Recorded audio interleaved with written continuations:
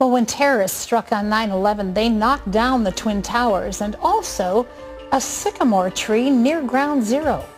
To one best-selling author, that's not a coincidence. It's a warning. Hear why. That's next. The stock market crash in 2008. The collapse of the American economy.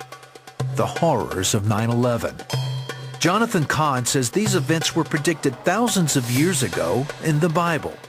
Well, Jonathan Cahn is here with us, and my dear friend, your book, The Harbinger, just moved me. It moved millions of people, become a bestseller, and it touched you. Wow. This verse in Isaiah was spoken when judgment was being assessed against Israel. Yes. What the Assyrians were going to invade. Yes. And this was their answer. It wasn't a faith thing, it was a rebellious thing. The Harbinger, begins with the last days of ancient Israel, and this is a nation that had known God. I mean, you gave some stories here about what's happening in America right now, and it's very dramatic.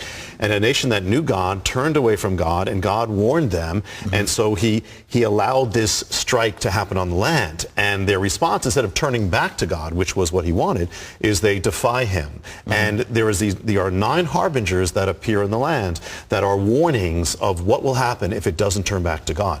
And in Isaiah, they said, we will rebuild. And you pointed out how the leaders of our government, Tom Daschle and others, quoted this very scripture, said, we will rebuild. Yeah, I mean, it's eerie, because if they had any idea what they were doing, they never would do it.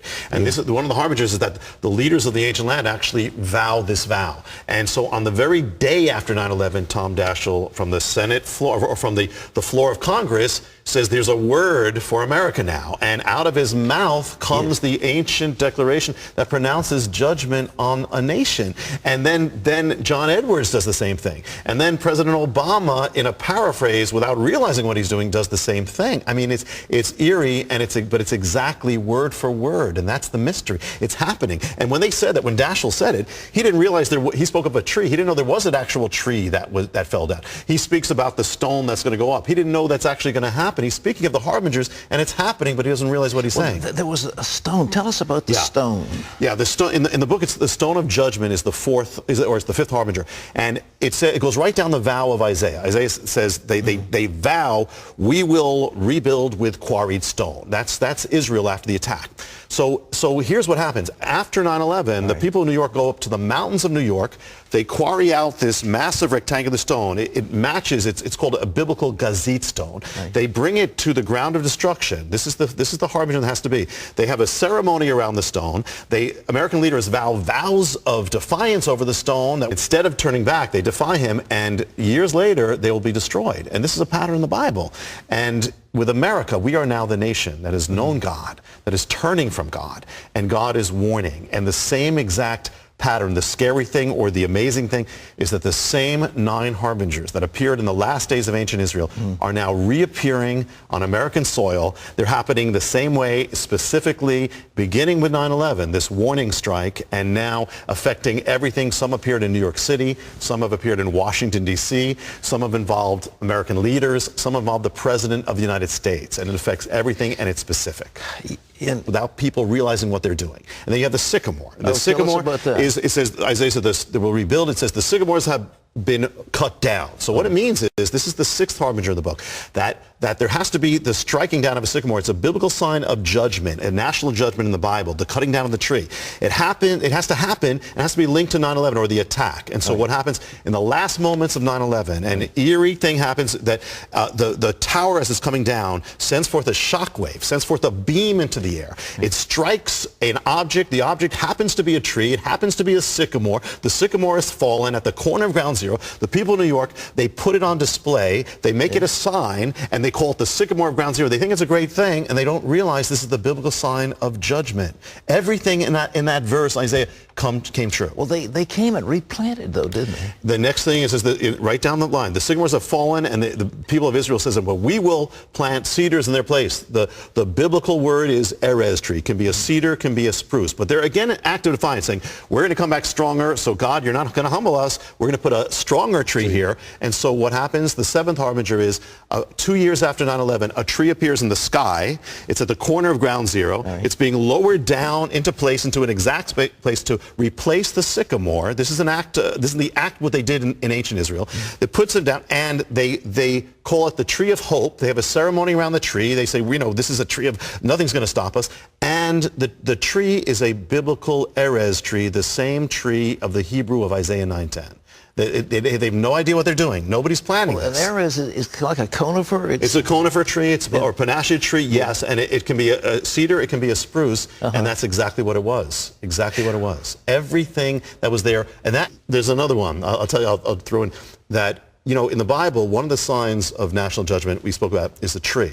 And God says, this tree, you're going to wither. It talks about a nation withering, or it says, I'm going to cut off the branches of the tree. So it's a biblical sign. Well, there is one of the harbingers is this tree of hope at ground zero. Yeah. And what has happened, this was a symbol of America. Well, what happened to that harbinger? If you go there, I went back. The tree of hope is withering away. Withering away. Withering away. They can't stop it from withering away. They literally, if you go there, the branches they're cutting off the branches. It's being held up by ropes. Everything around it is green, but the tree is withering, and everything right next to the tree is withering away. They can't do that. A sign of a nation that spiritually is withering. I mean, and while America is saying we're going to get stronger, without coming back to God, it's withering. And there is one of the harbingers is the tower, at ground zero. Yeah. And, and that was, with Israel, the sign was that, hey, they said, we're going to rebuild higher, bigger, stronger, but without God. And it takes the form of the tower.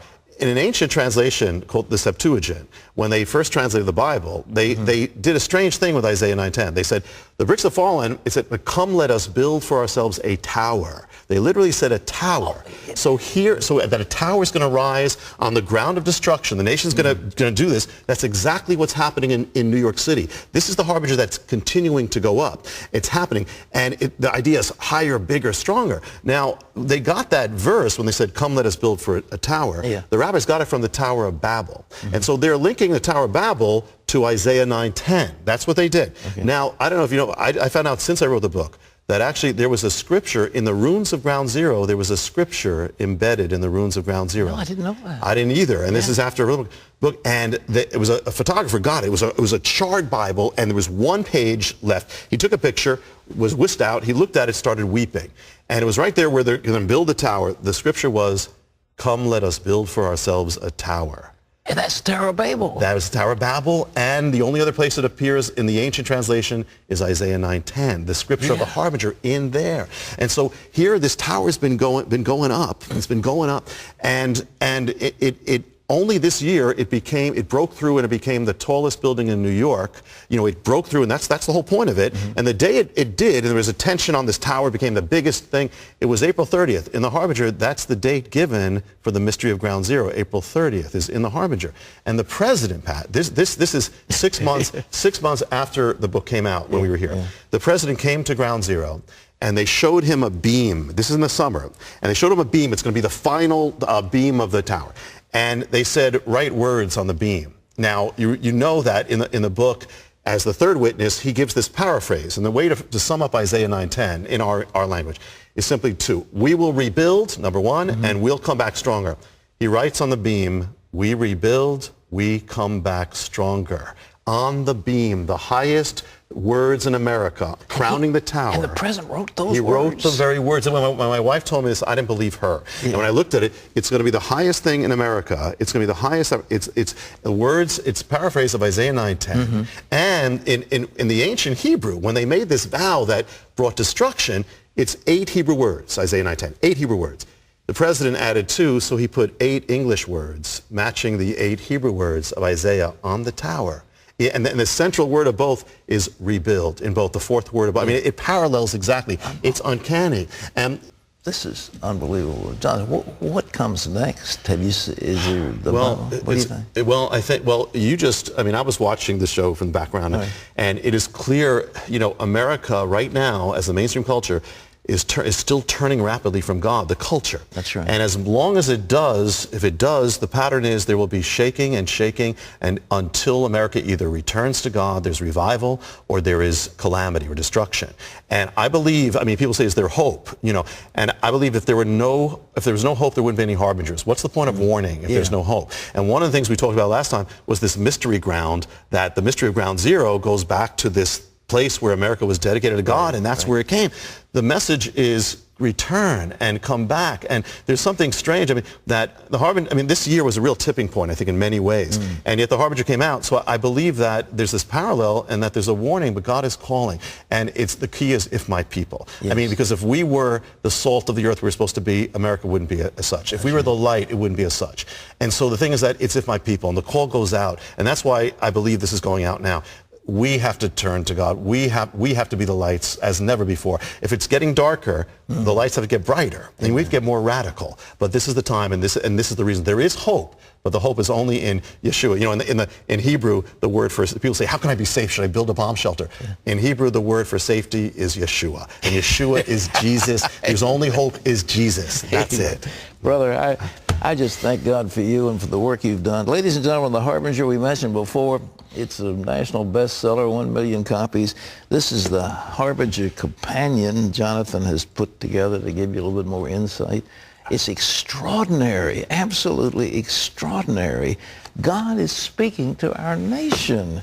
And the harbingers are the beginning. It's not the end. It's the beginning of the shaking of America. And then the next part of it, if you follow what happened to Israel, the next part is that there was a second shaking because they defied God. Yeah. So God said, well, there's going to be another one. Well, what comes after is the economic shaking of America. We're still in the shadow of it. Yeah. And it happens with the collapse. And it opens up a whole other stream of biblical mysteries, and one of them I could just touch is the Shemitah. And the Shemitah is that every 7 years in Israel, it was kind of like an economic wipe away, as a blessing. But what happened is at the end of it, on this exact one day called Elul 29, all the nation's debts are wiped out, the accounts are wiped out, all wiped away, and as a blessing. But as the nation turned away from God, the Shemitah turns into a sign of judgment. Jeremiah says that's actually God uses that as the timing of judgment. Well, what does it have to do with America?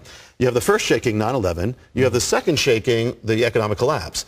Well, the Shemitah is always 7 years apart. It's a 7-year thing. So when did the collapse of the American economy happen?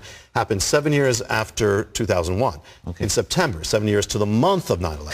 It happened the second week of September. That's 7 years to the week of 9/11. And the greatest day of this collapse was the end of September, the greatest collapse in American history, period. Greatest collapse. When did it take place? It took place on Elul 29, the exact day appointed in the Bible for the wiping away of a nation's financial accounts as a sign of judgment of a nation that has turned away from God. Let's repeat. This is the exact day, the Elul? The exact day and the exact hours. And it's the exact hours that happened. And not only that, and if you go back 7 years, because it's a 7-year mystery, you find 2001, you have the other greatest collapse in American history up to that day. Happened after 9/11. And when did that collapse take place? It took place on the exact same Elul 29, the day of appointed to wipe away a nation's financial account. And they happened exactly 7 Hebrew biblical years apart, to the day, to the hours, the two greatest collapses up to those days. And it wasn't just on any day. It only comes once every 7 years. They both happened on the exact once in 7 year. Well, we are having the greatest financial problem in the history of this nation. There's nothing like it. The amount of debt is so insupportable. It's not just America, it's the whole world. Yeah. There's no way out of it. Yeah, which is also, that you just brought up something that's another sign in the Bible. It says, if you're blessed, you follow me, you're going to lend to many nations. Yeah. If you turn away from me, you're going to be in debt. We went from the greatest creditor nation to the greatest debtor nation, just in the same way as we are moving away from God. And God bless you. I don't know, Sheriff, you got something to top that? Oh, we're going to have a break. I'm speechless. What's next?